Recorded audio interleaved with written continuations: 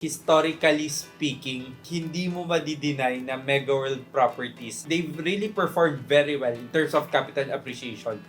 Yung location ng Uptown Arts, so surrounded siya ng iba't ibang offices like Google Philippines, plus Fargo, and also iba't ibang international schools. And also bukod doon, center for nightlife din, and also entertainment. So base lang sa location niya, so very good investment siya. I think the price point is acceptable given that it's also a pre-selling project. The alternatives would be the more expensive seasons and the secondary market. So in terms of attainability, price-wise, it's probably the most attainable BGC property if you want to invest in BGC. Sa akin, 8 over 10 siya. Ano kasi siya malaki kasi yung, si Miguel kasi malaki magbigay ng unit sizes. Since we're also dealing with the secondary market, we actually have units in that area, and actually malapit na maubos talaga yung units, especially the bigger cups, even the smaller cups.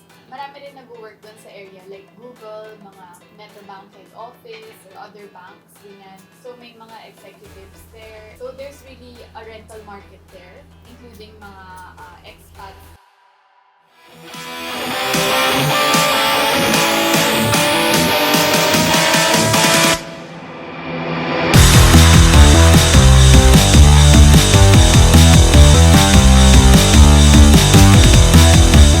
Hello Real Pros! Welcome back to my YouTube channel, and we are back for another property analysis. This is our new series wherein we review each project. We brainstorm, we debate whether it's a good investment or not. For today's episode, we'll be doing one of the last pre-selling properties in BGC, which happens to be Uptown Arts by Mega World Development Corp. So if you're interested, keep on watching this vlog.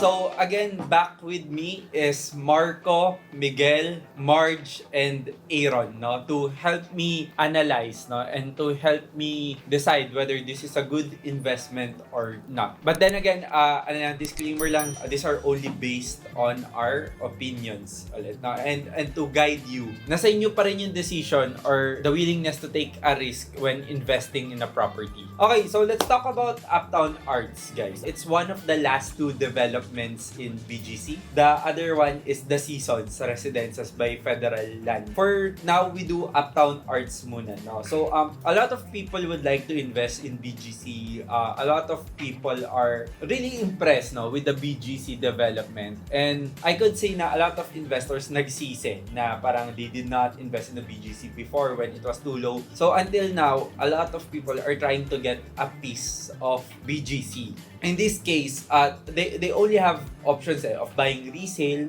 buying the Seasons, or buying Uptown Arts. Kasi yan na lang talaga yung sale sa BGC. In Fort Bonifacio area, medyo marami pang pre-selling na nangyayari. Pero for BGC itself, the only choice is Uptown Arts and the Seasons. And I don't think there would be any other pre-selling na mid-end. If meron man, it's going to be like a regeneration project, or it's going to be changing the function of high street into residential condominium. But for sure, it's gonna be really, really expensive. No? When we say ultra high-end, it's around 500,000 per square meter. Ito kasi nasa range pa tayo ng nasa 300,000 plus per square meter, which is mid to high-end luxury lang. Okay, so Uptown Arts is located in Uptown Township. How do you like Uptown Township in general? No, I'm sure all of us, we've been in Uptown, in BGC. There are 3 malls in BGC, which happens to be SM Aura, Market, and Uptown. When I was living in BGC before, because I was there for 9 years, we only had Market before. During my last years or latter years, we had SM Aura. And then, hindi ko na naabutan yung Uptown, which happens to be the newest one. So, how do you like Uptown area in general? Marge? Okay naman. I like the mall. It's very close to Pasig also. So, I can just use the bridge and then I'm at a different mall. I'm usually used to bigger malls, but Uptown Mall is more like a community mall. So, we can do so many things besides shopping, eating. And we can also just walk around there and then go to the cafes. So it's good for it's good for tipong mga malls na for meet up ganyan, for meeting clients din. Actually, sobrang dali sa Uptown Mall kasi yung mga ibang malls talaga ang purpose like when you go to Mega Mall, you really need to buy something because like you went there to shop. For Uptown Mall, it's more of you go there to eat but not really buy anything or meet friends, di ba? And also, of course, may party area ang Uptown. You have your grocery stand which happens to be Landers. So let's talk about the reasons why Uptown is a good development. The location of Uptown Arts, nasa may dulo na siya ng BGC. It's not really at the center of BGC, pero it's almost at the side of BGC, pero it's still situated in its own township. Yung location ng Uptown Arts, so surrounded siya ng iba't ibang offices like Google Philippines, plus Fargo, and also iba't ibang international schools. And also bukod dun, center for nightlife din, and also entertainment. So base lang sa location niya, so very good investment siya. Oh yeah, I agree. I think it's also it's one of the nearer developments in the Ortigas BGC Bridge. Medyo malapit ka sa Pasig and Ortigas, so you get best of both cities because of its location. Kasi pag nasa Burgos Circle ka, medyo malayo yun sa bridge. Sometimes iniisip ko baka mas madali dumaan sa EDSA. Pag galing kang Ortigas, pagka Burgos Circle area ka. Pero on that side, kasi pagkatapos ng bridge, yun na yun eh. So, okay, so we can accept that. The location of Uptown is really an advantage, no? How about in terms of transportation? What are possible transportation impacts dito sa Uptown Arts? Magiging proximal din siya sa Mega Manila Subway and also Skytrain. Skytrain that connects to Guadalupe, no? And then Guadalupe QC to Naiya. Kasi majority of the problem ng mga tao talaga is wala talaga MRT pa BGC. For it to be a very important city in Metro Manila, hindi siya connected sa any transportation. Hindi siya nasama sa plans before. So it's good na magkaka-skyway at saka magkakaroon din siya ng BGC train.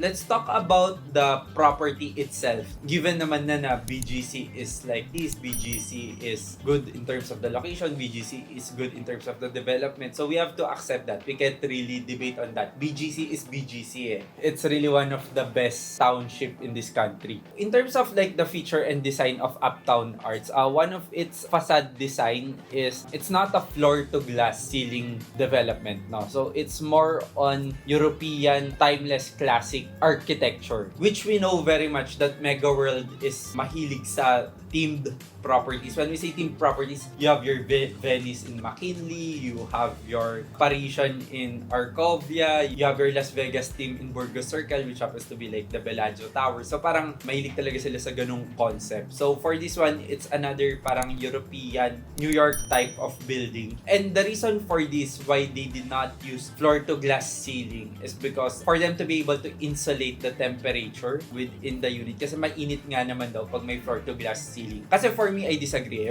If you watch my vlogs, you know how much I love natural lighting.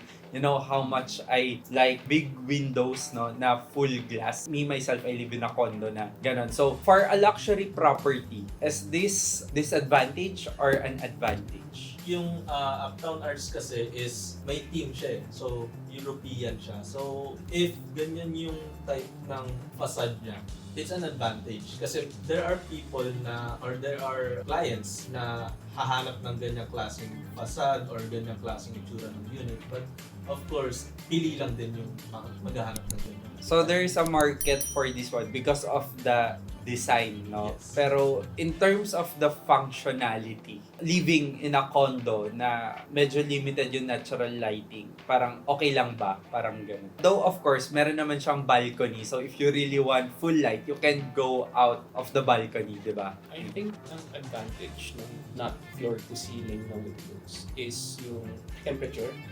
Usually mas malamig yun, yung design na gano'n.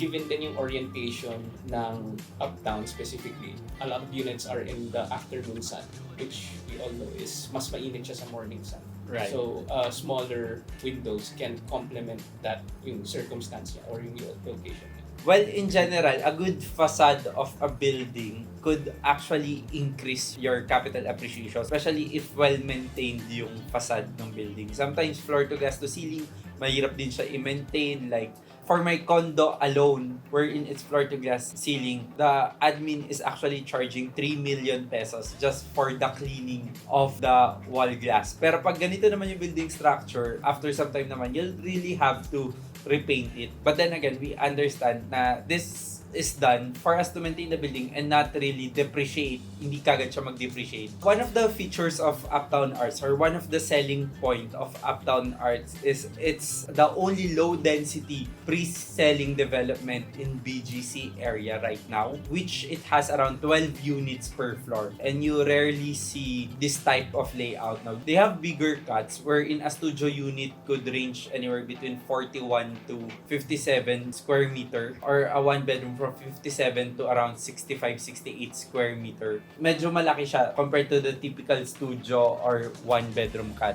This is the reason why the project is low density. Because the project is low density, of course, it's going to be more expensive per square meter. No? So, in terms of the price point, I think it's currently at anywhere between 330,000 per square meter to 375,000 per square meter. Do you think there's still room for growth or capital appreciation when you're entering between 330 to 375,000 per square meter? Actually, acceptable pa naman yung price niya, especially because it's BGC. The units are also really big, so you can even customize it if you want. I think the price point is acceptable given that it's also a pre-selling project. The alternatives would be the more expensive seasons and the secondary market. So Right. in terms of attainability, price-wise, it's probably the most attainable BGC property if you want to invest in BGC. In terms of low density, typically if it's low density, if we're going by supply and demand, there's low supply, there's high demand. So I guess there's still room for growth given na onti yung supply niya. Right, yeah. And like in terms of like the size per square meter, though malaki siya compared to normal or other units in BGC, remember that ultra luxury pre-selling properties in BGC like the Aurea Residences of Shangri-La, it's around 300 square meter. Grand Hyatt is also around 100 to 200 square meter. Horizon Homes, ganun din, nasa 250 per square meter. So I think in terms of that last mid-high-end development or towards the affordable side, no, na hindi naman siya ultra luxury investment, pasok pa to, this is still a good investment. Let's talk about value appreciation and captured rental market. We all agree that there is a potential for value appreciation.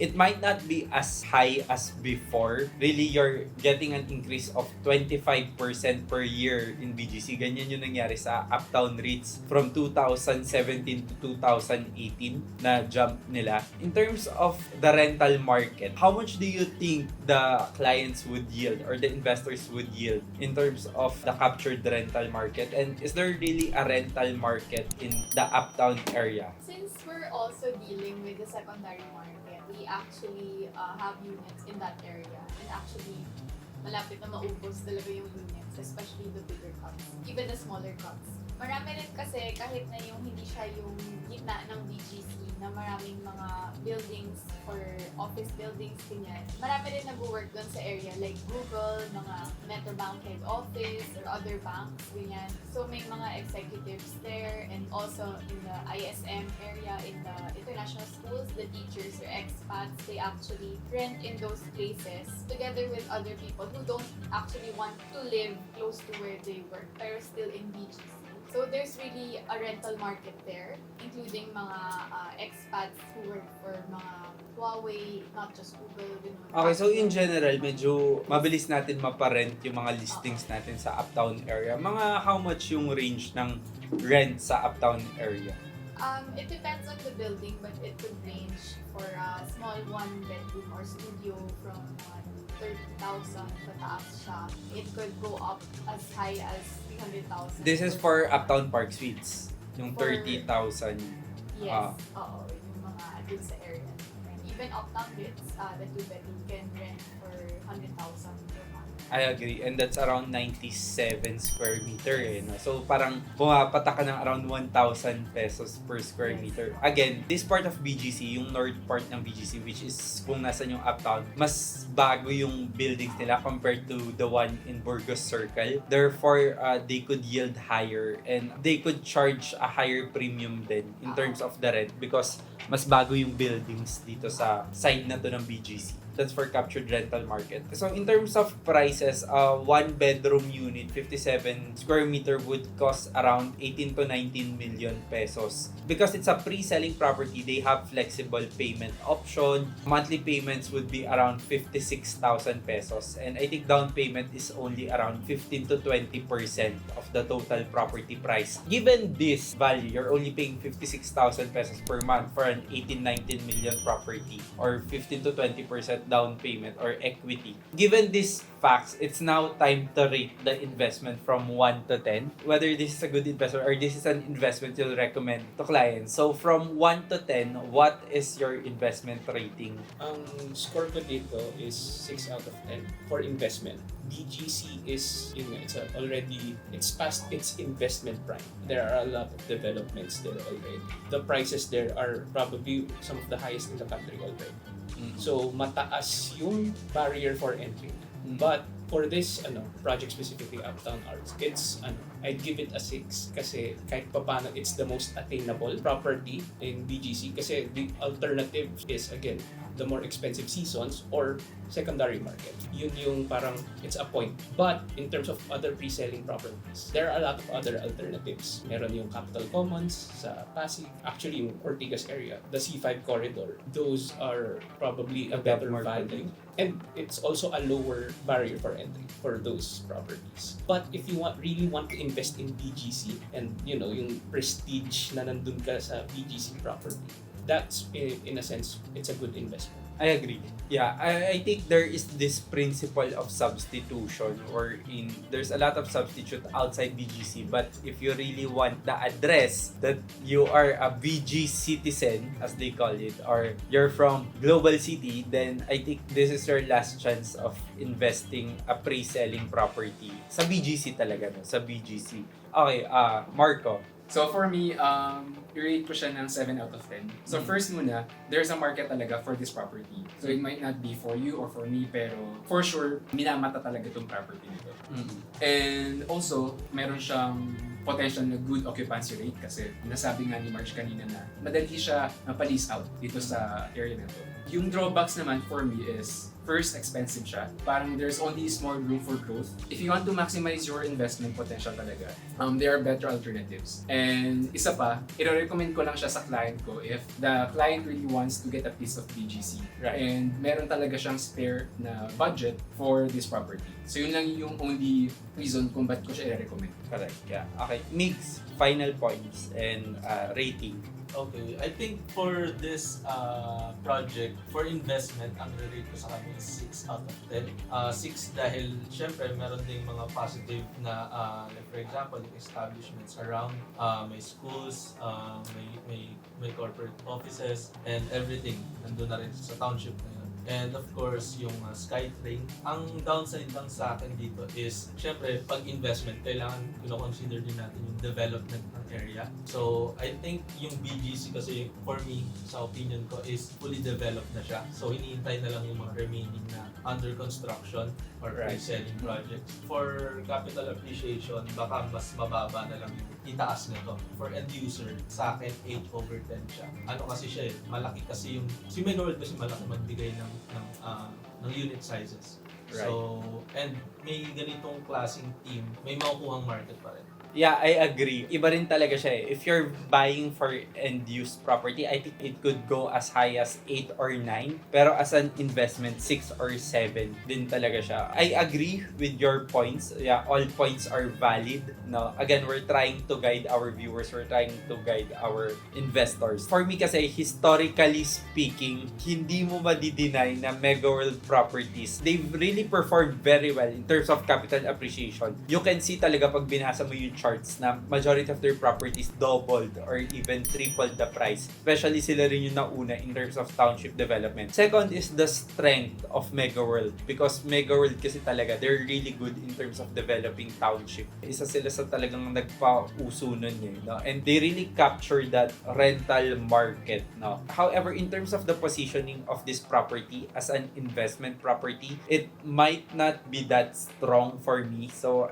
I guess I'm giving it a 6 as well. Again, it's not fully Mega World's fault. It's not fully the property development's fault or the project fault itself. But rather, the timing kung kailan sila pumasok sa BGC. Second is the market they are catering to. No? It only caters to a specific market because of the price points. If you wanted to cater to more, you would have created units like 24 square meter in the same price per square meter, which then now cut down the price into half. So, pag meron ka 24 square meter based on their price points, that's gonna be around 9 million or 10 million. And a lot of people can afford a 10 million property, could not afford an 18 million, 19 million property. So, parang mas dadami yung market na pwede mong makuha. But then, of course, they're featuring a low density. That's the reason why it's bigger cuts with less units. I really think that if you're an end user, this is a very, very good property. That's the correct point of Mix kanina. I agree with that. As an investment, there are a lot of substitute. If you're a long-term investor and you would like to yield on rent for the next 10 to 15 or even 20 years, you wanna hold on to property. You're not the type of guy who flips property like me or who sells after 5 years. Then, I think this property is for you. Sobrang laki ng potential niya for long-term holding. So, with that said, we're giving Uptown Arts a score of 6.5. So, 6.5. Not that high pero not that low din naman. Okay, Real Pros, that's about it for our property analysis for today. I hope you learned a lot. I hope we were able to guide you. I hope this was useful and helpful at the same time. Okay, so this is just a sneak peek of what we do. We do have portfolio investment services. We give you full analysis, full report, full research. Pero it's only for our exclusive who buys property with us or who avail our services such as portfolio or fund management. So if you wanna connect with me or any of my colleagues, our details is in the description box down below. So again, this is Richard C, your real property expert. Don't forget to like, comment your property requests, and subscribe. I'll see you soon. Bye.